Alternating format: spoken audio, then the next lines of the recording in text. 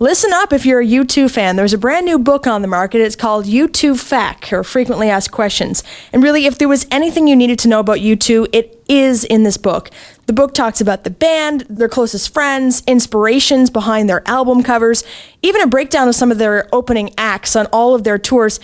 Really surprising, because some of those acts that were opening for U2 even 5-6 years ago are headlining their own tours now. So it's really kind of an awesome book. I have the author, John Luerrsen, on the phone.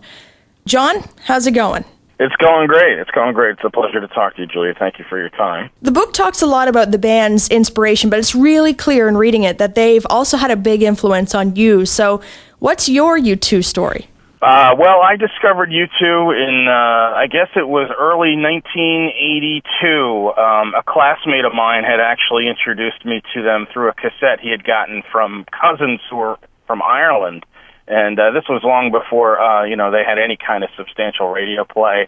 It was long before MTV, from, where I am down in the States, was even showing their videos. And, it was just to me, they just came out of left field. And although I had been exposed to bands like The Clash through, like, my older sister, the radio fare at the time was pretty different. And so to hear, I Will Follow or Out of Control for the first time, like any U2 fan, it's an exhilarating thing when you reflect back on it. And it's just something that stayed with me for almost 30 years.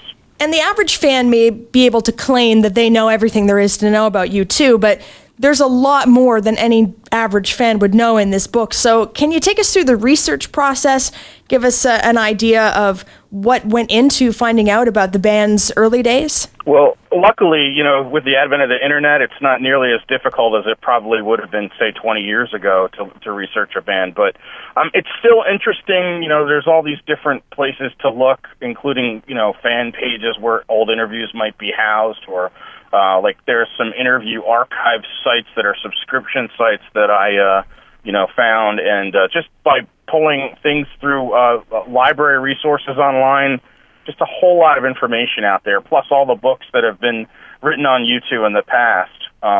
But really, when I approached this book, I wanted to do something that would set this apart from those, and that's why I put it together in such an easy-to-read style. I like the idea of being able to take it anecdote by anecdote, if you will.